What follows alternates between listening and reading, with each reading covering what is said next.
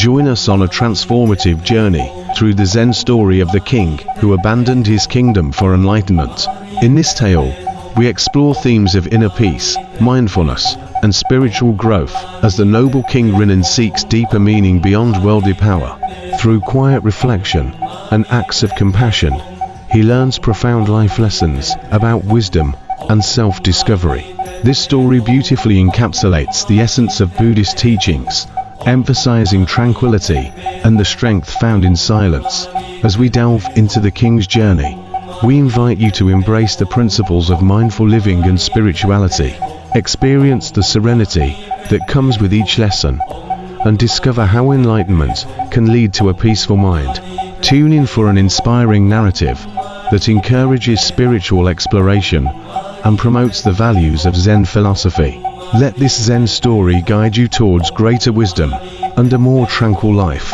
Don't forget to like, subscribe, and hit the notification bell for more enriching content on mindfulness and spirituality.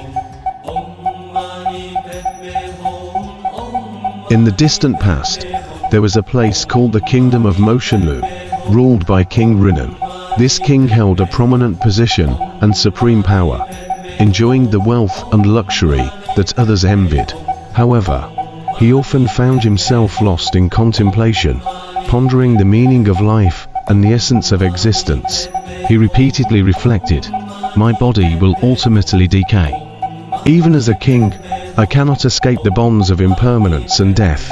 What is there worth cherishing in the throne and power?" Gradually, King Rinan realized that this attachment to power and pursuit of material possessions only led him further astray. Thus, he made a monumental decision to abandon all his riches, leave the opulent palace, and venture alone into the deep mountains for spiritual practice. In the serene forest, he sought inner peace and wisdom, living a simple life. Each day, he consumed only one bowl of food, focusing on cultivating his mind and feeling the breath of nature and the flow of life. In this way, King Rinan resided in the mountains for nearly 30 years, gradually isolating himself from the world, and his spirit became increasingly radiant. One day, as he passed beneath a towering tree, he noticed a deep pit nearby. Curiously, he approached and discovered a hunter who had accidentally fallen in while chasing a deer, along with an injured snake and a wounded bird, all seemingly trapped in fear and despair. When the hunter saw the ascetic, his pent-up fear and helplessness erupted, and he cried out in agony, unable to control his emotions. In response to this situation, King Rinan felt no panic. Instead, he gently approached the edge of the pit and spoke to the hunter in a soothing voice. "Do not be sad, my friend. You are safe now. I will find a way to rescue you immediately." His words carried comfort and assurance, as if to tell the hunter that despair was not the end, but rather the beginning of a turning point. With the ascetic's help, the hunter finally escaped from danger and regained his life. Overwhelmed with gratitude and a deep respect, the hunter spoke to the ascetic in a trembling voice. "Thank you, noble sage. If it weren't for your compassionate rescue, I would surely have perished here. To repay you for the gift of life, I wish to support you for the rest of my days.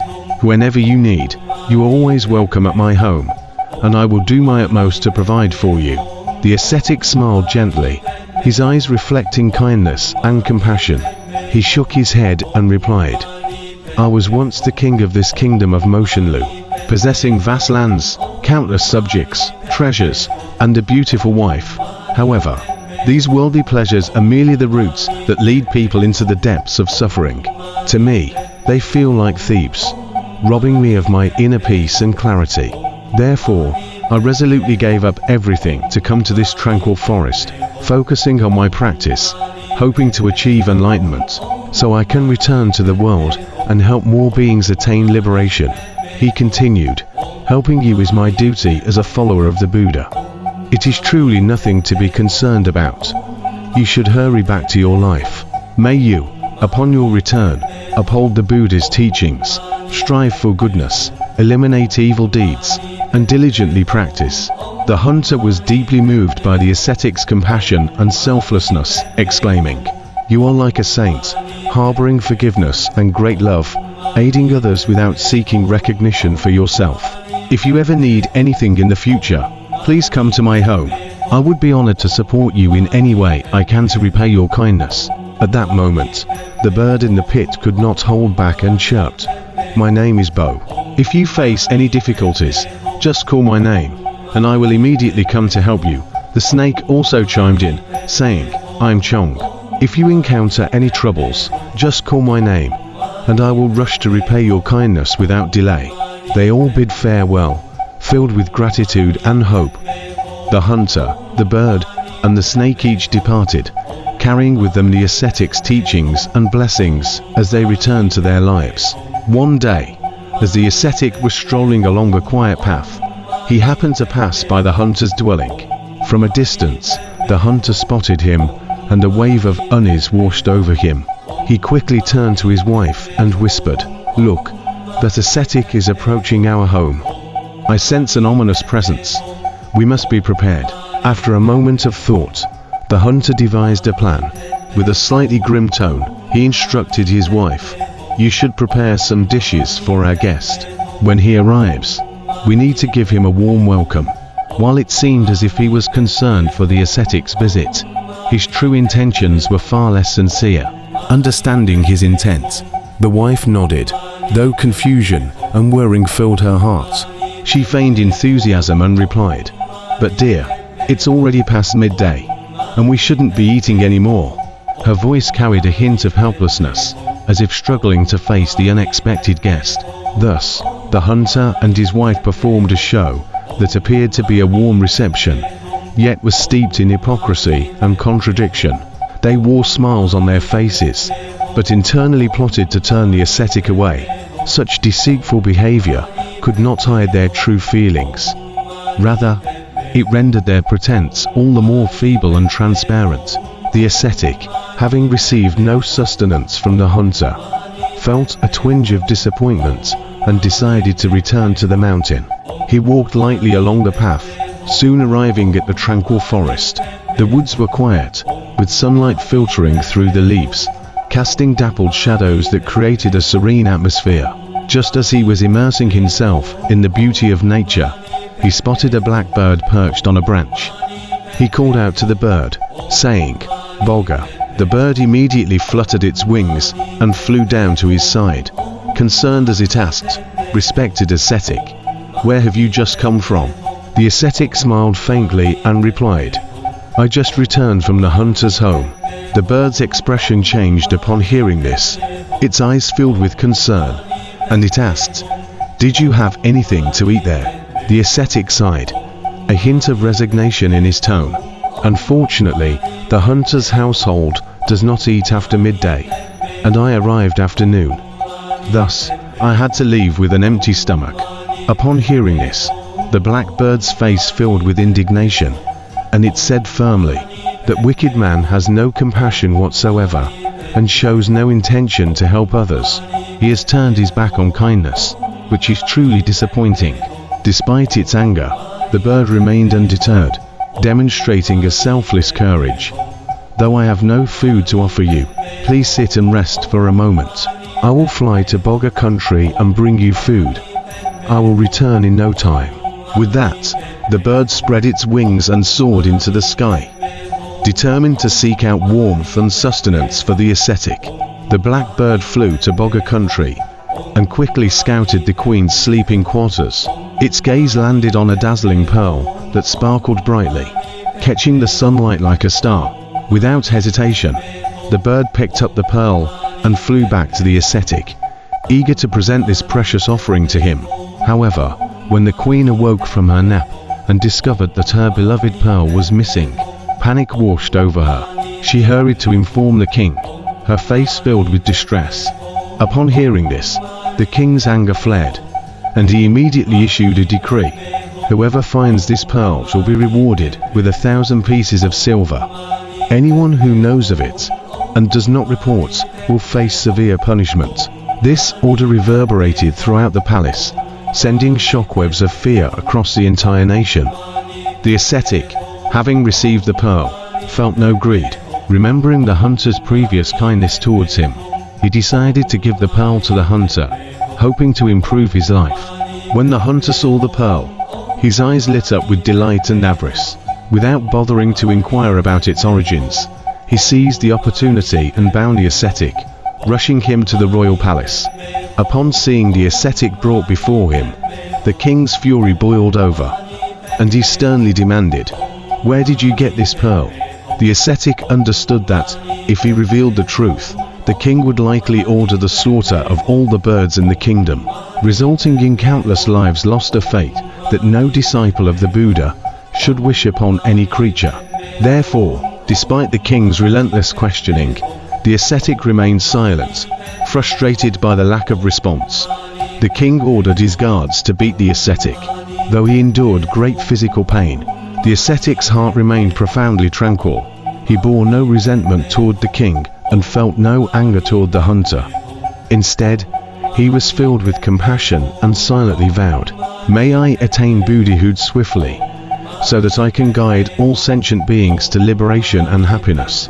In the face of various tortures, the king still received no answers, and finally, in exasperation, he imprisoned the ascetic, instructing the guards to keep watch, preparing to execute him the following day.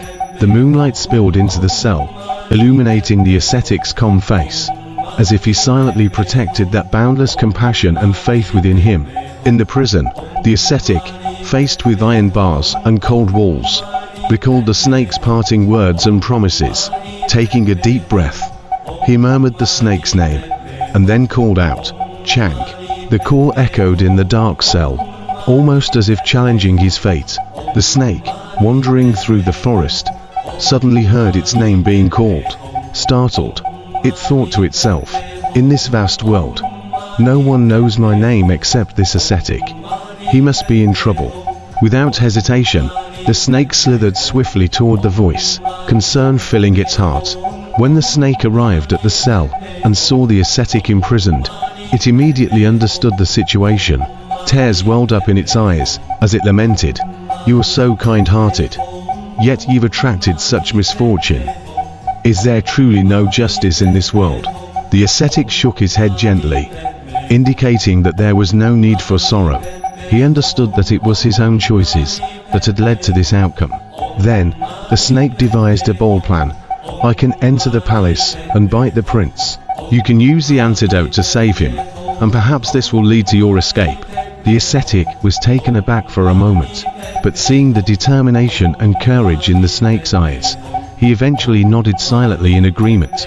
As night fell, the snake stealthily infiltrated the royal palace, seeking the sleeping prince. It climbed cautiously onto the prince's bed, feeling a mix of nervousness and resolve, thinking, "This is for the sake of my friend. I must succeed." In an instant, the snake bit the prince without hesitation. The prince instantly grimaced in pain, and as the potent venom took effect, he quickly fell into a deep coma, casting a tense atmosphere over the palace. 3 days later, the prince remained unconscious, and the kingdom was engulfed in deep worrying. The king, anxious beyond measure, finally decreed, "Whoever can save the prince will be granted a part of the kingdom to govern." Upon hearing this news, the ascetic felt a glimmer of hope and stood up, confidently declaring, "I can save the prince." The king, filled with joy, quickly summoned the ascetic. With his extensive medical knowledge, the ascetic prepared the antidote and carefully administered it to the prince. Before long, the prince's complexion began to brighten, and he finally awoke. The people in the palace erupted in cheers, gratitude overflowing, and the entire kingdom rekindled its hope for life. The king, honoring his previous promise, prepared to grant a part of the kingdom to the ascetic. Filled with gratitude and respect, he summoned the ascetic before him, eager to hear his response. However, the ascetic smiled gently and shook his head, saying, "I feel unworthy of such kindness." He had no desire for wealth and glory.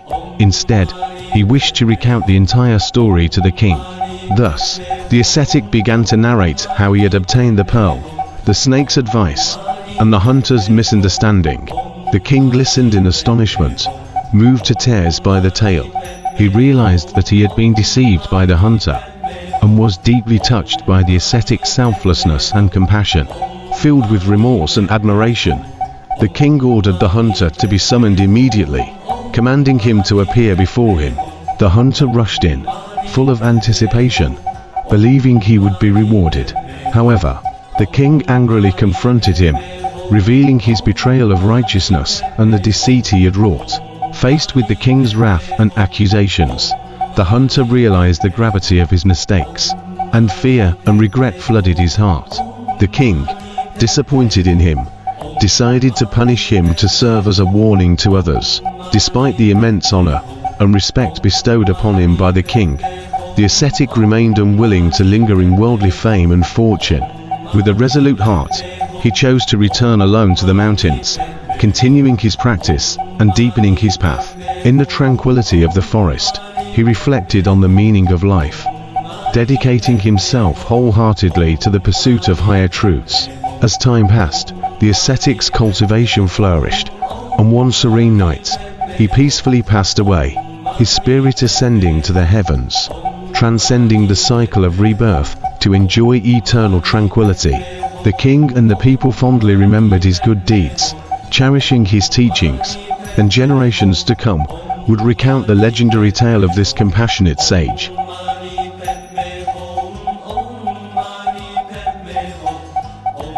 The king who abandoned his kingdom for enlightenment conveys profound Buddhist principles and the wisdom of Zen practice. The story's protagonist, King Rinan, realizes the illusion of power and wealth, choosing to relinquish everything to delve into the mountains for inner peace and self-discovery. His journey reminds us that worldly achievements do not bring lasting fulfillment. Instead, they may lead us astray in the realm of desire. The ascetic's compassion and selflessness exemplify the core spirit of Buddhism: care and assistance toward all beings. Even in adversity, he maintains his inner calm, harboring no resentment or hatred, transforming suffering into motivation for spiritual growth. This process teaches us that true strength arises from inner tranquility and wisdom, rather than from external material pursuits. The story also reflects the law of cause and effect, where the hunter's selfishness and deceit ultimately lead to his punishment, while the ascetic's good deeds earn him respect and eternal peace. This illustrates that regardless of our circumstances, maintaining mindfulness and acting with kindness will guide us toward a brighter future. Thus, this tale serves not only as an insight into the path of practice, but also as a profound reflection on the philosophy of life for each of us.